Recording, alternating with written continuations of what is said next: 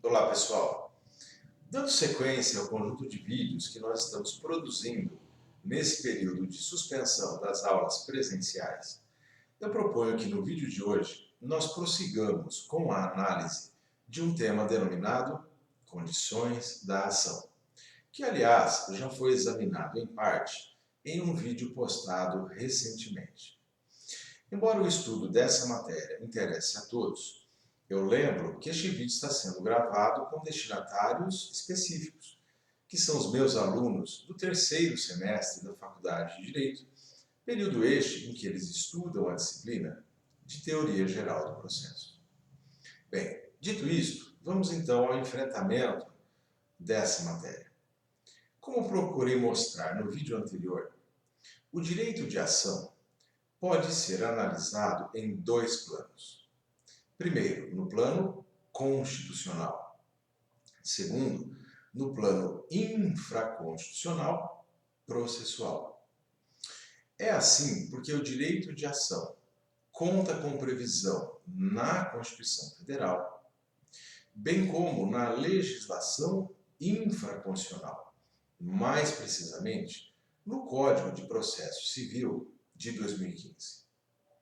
Como também já enfatizei, no plano constitucional, o direito de ação é incondicionado, pois o exercício dele não está atrelado ao preenchimento de qualquer exigência. É assim porque o artigo 5º, inciso 35 da Constituição Federal, limita-se a garantir o seguinte: a lei não excluirá da apreciação do Poder Judiciário lesão ou ameaça a direito.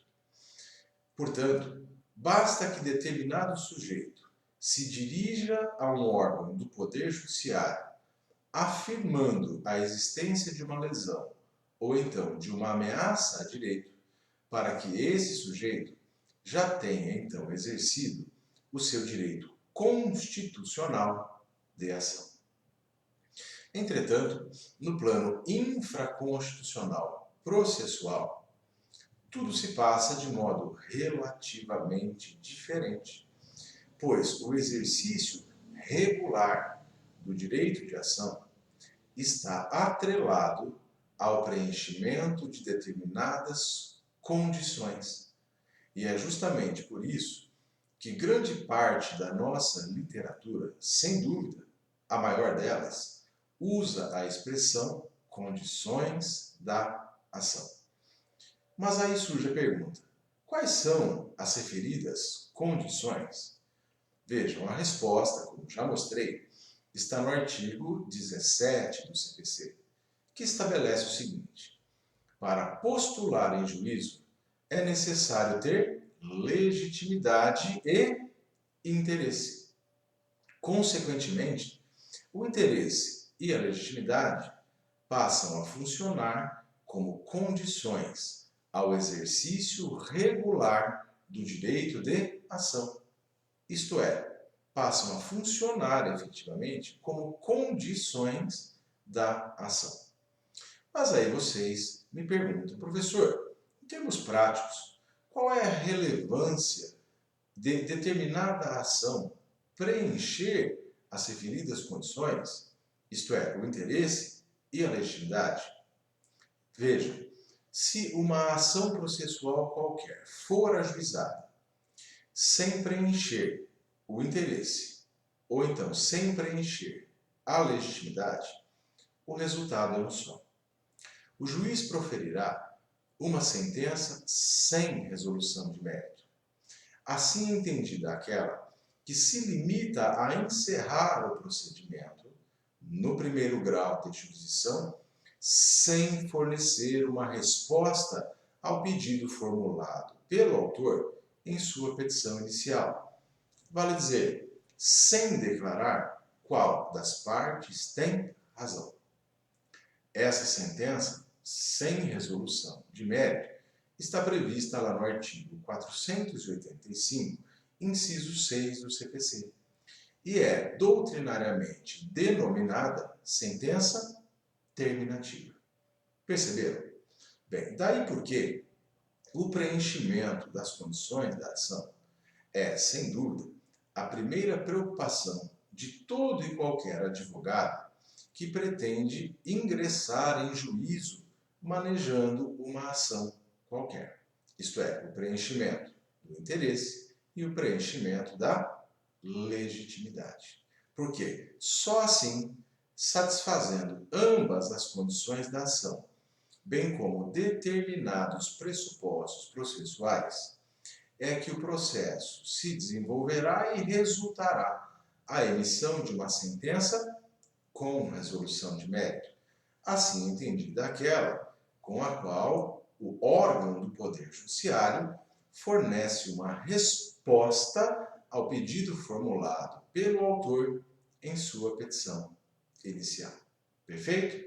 Bem, recordados esses aspectos, nós precisamos agora aprofundar a análise dessas duas condições da ação.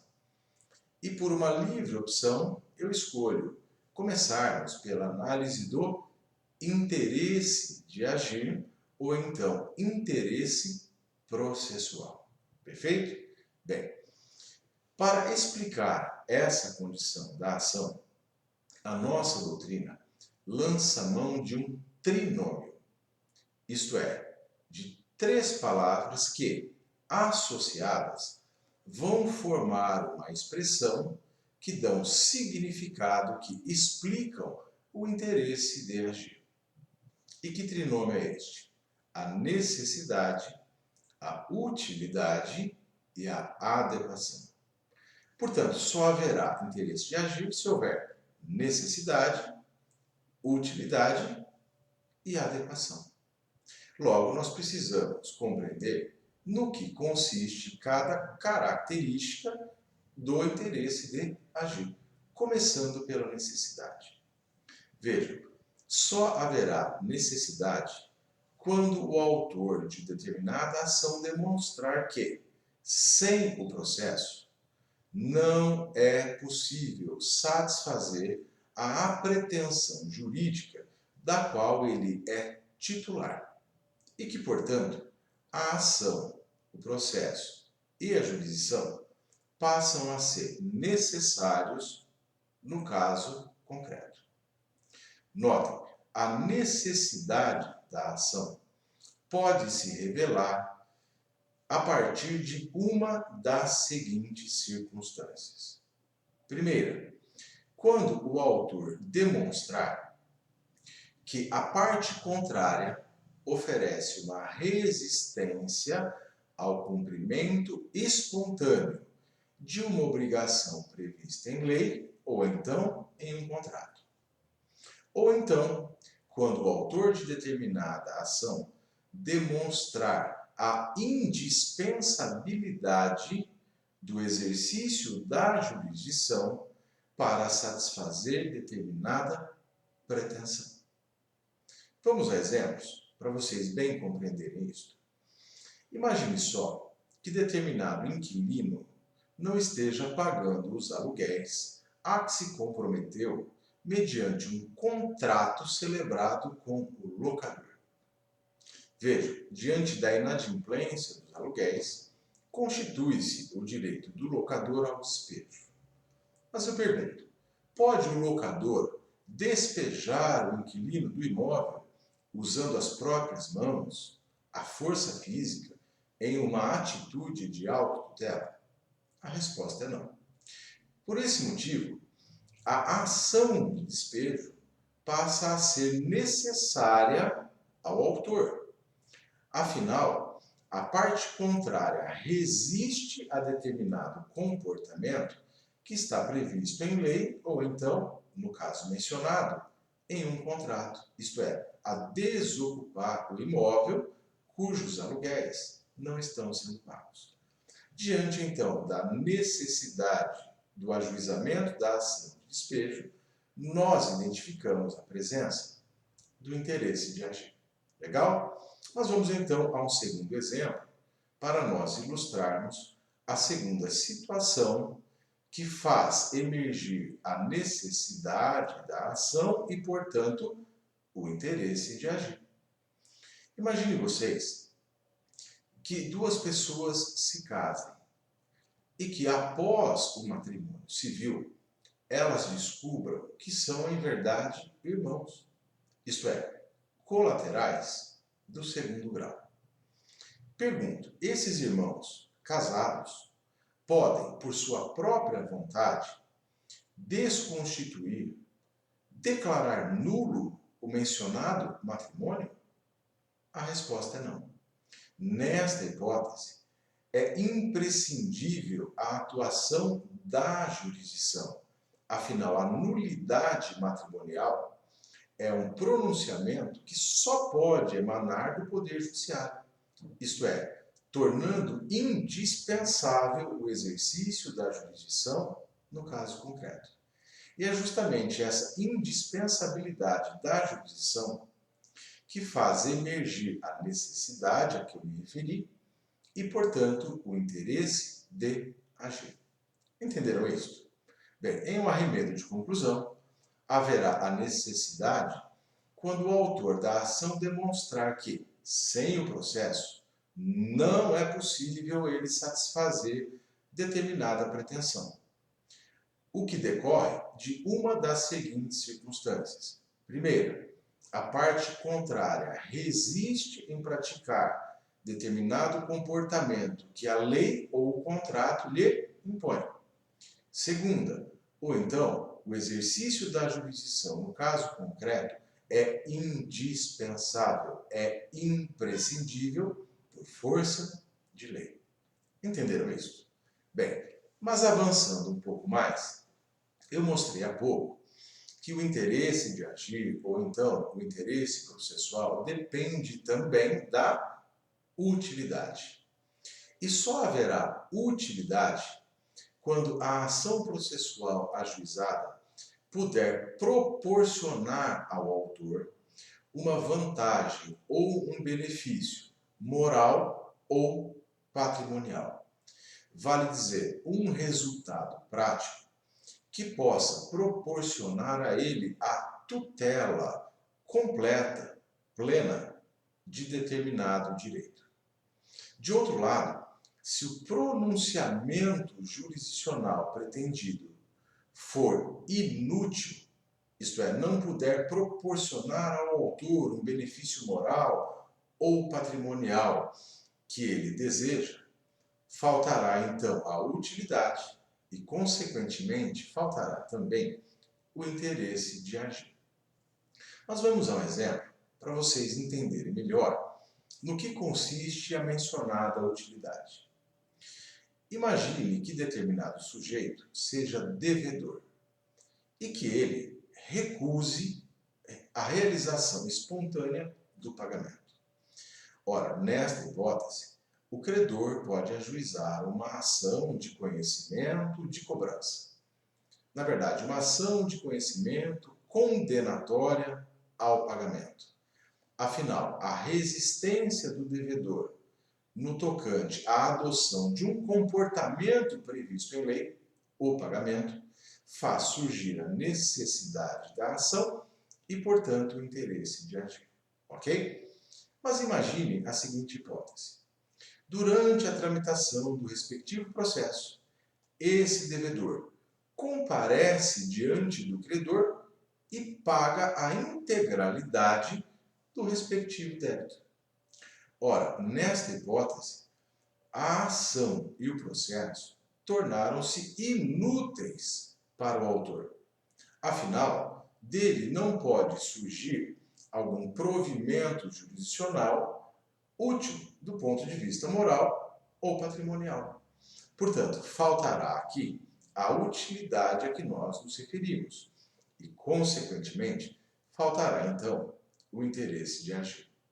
Legal? Bem, mas avançando um tanto mais, eu mostrei a vocês, ainda há pouco, que o interesse de agir também precisa existir não só na modalidade necessidade e na modalidade utilidade, mas também na adequação. Como assim? Para haver interesse de agir, é necessário que a ação processual ajuizada seja adequada ao caso concreto e que, igualmente adequado, seja o procedimento aplicável ao respectivo processo. Em sentido contrário, se a ação processual escolhida pelo autor não for adequada, faltará a mencionada adequação e, consequentemente, faltará o interesse de agir. Da mesma maneira, se o procedimento aplicável ao respectivo processo não for adequado ao caso concreto, faltará a adequação, faltará o interesse de agir e, portanto, faltará a mencionada condição da ação. Mas vamos ao exemplo para vocês entenderem melhor este assunto. Bem, vejam lá, o direito brasileiro prevê uma espécie de ação chamada monitória, que, ajuizada, dá origem a um procedimento monitório. E quem pode se utilizar da ação e do procedimento monitório? O credor que possuir uma prova escrita sem eficácia de título executivo representativa do seu crédito. Este credor, então, pode ajuizar a ação monitória, dar origem a um processo a que será aplicado o procedimento monitório a que eu me referi.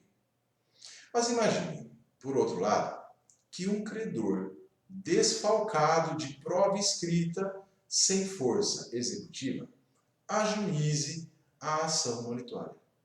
Ora, neste caso, a ação processual eleita não é adequada, assim como não é adequado o procedimento a que a ação monitória dá origem. Portanto, faltando a adequação da ação e ou do procedimento, faltará o interesse de agir, o que implica a ausência de uma das condições da ação. Foi claro? Bem, portanto, em um arremedo de conclusão, o interesse de agir é traduzido pela expressão ou pelo trinômio necessidade, utilidade e adequação.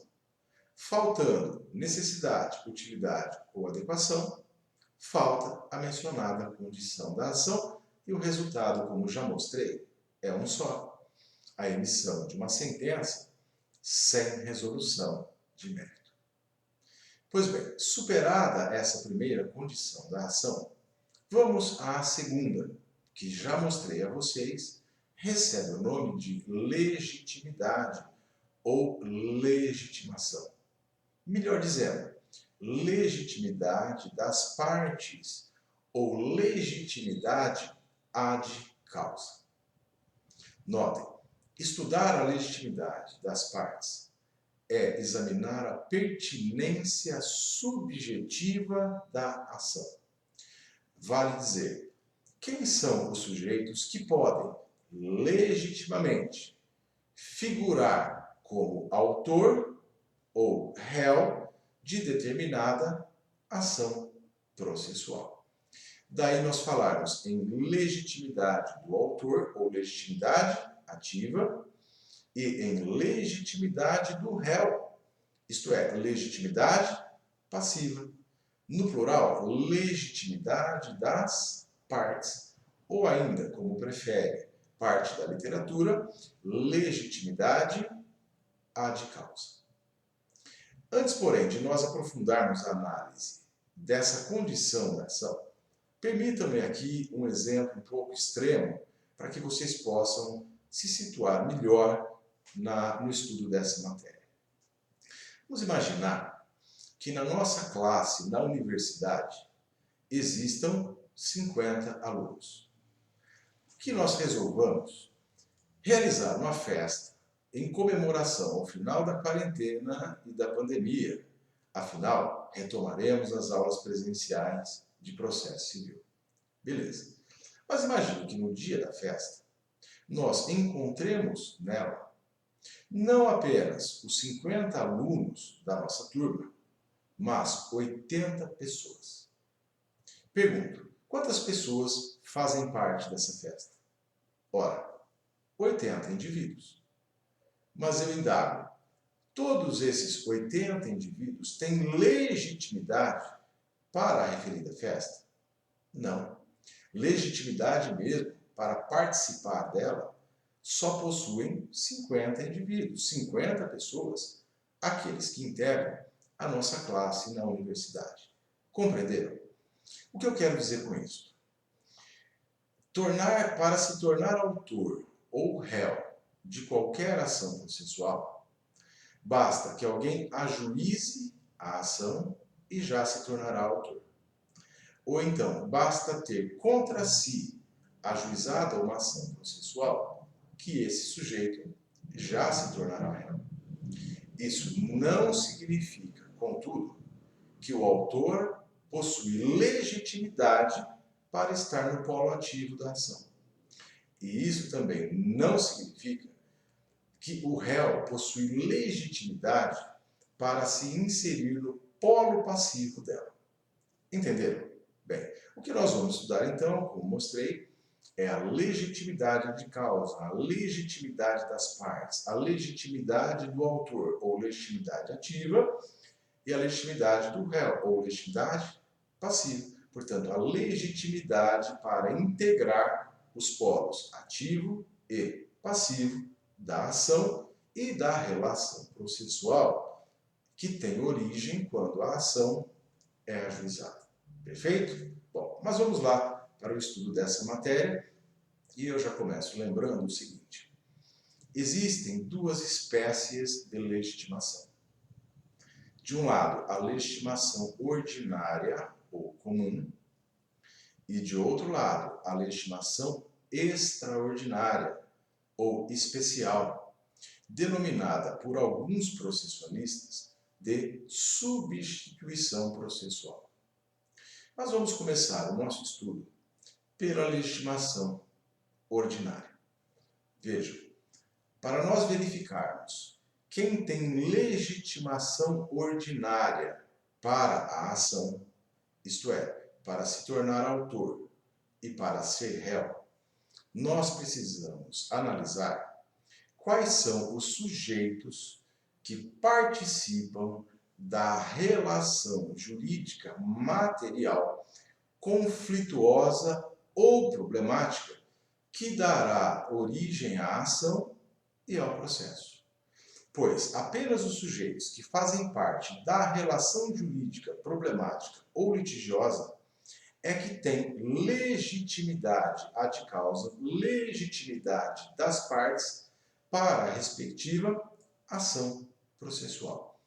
Em sentido contrário, sujeitos que não participam da relação jurídica material conflituosa ou problemática não têm legitimidade para a respectiva ação processual.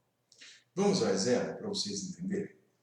Bem, imaginem só que nasce uma criança, cujo pai recuse o reconhecimento espontâneo da paternidade. Portanto, o que nós temos aí?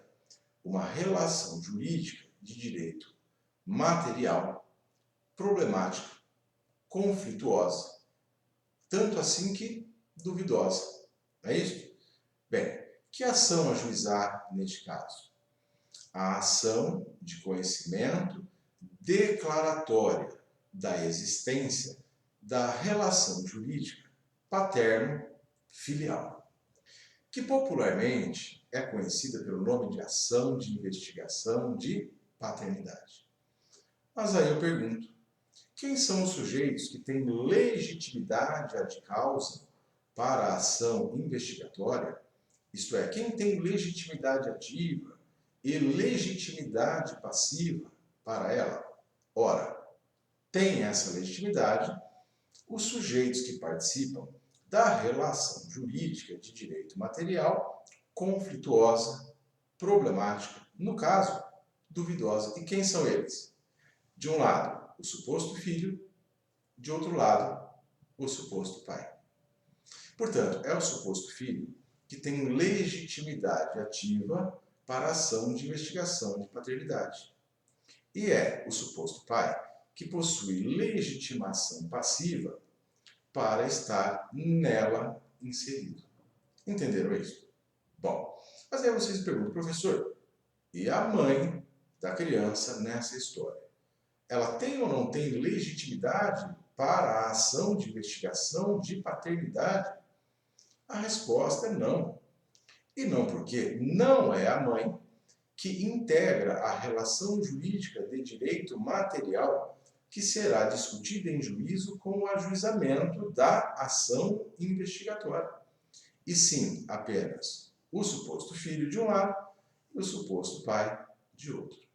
Logo, se a mãe da criança, em nome próprio, ajuiza a ação de investigação de paternidade, faltará legitimidade ativa e, consequentemente, faltará uma das duas condições da ação, o que resultará uma sentença sem resolução de mérito, justamente aquela apoiada no artigo 485, inciso 6 do CPC.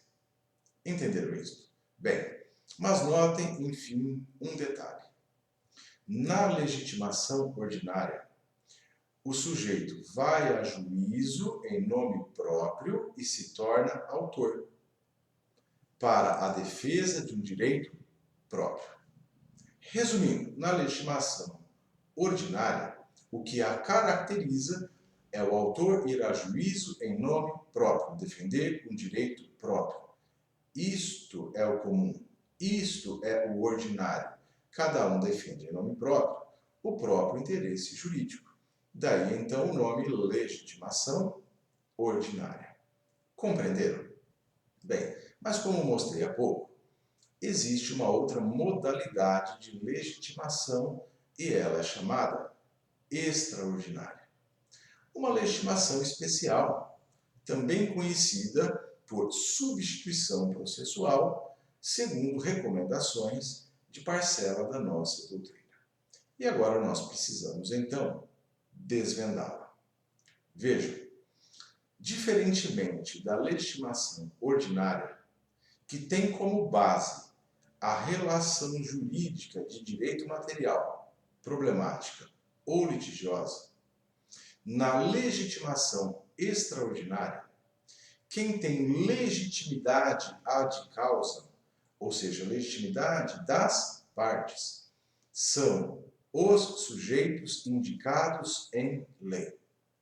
Logo, é a legislação que agora passa a indicar um ou mais sujeitos para que eles figurem como autor e ou réus em determinada ação processual.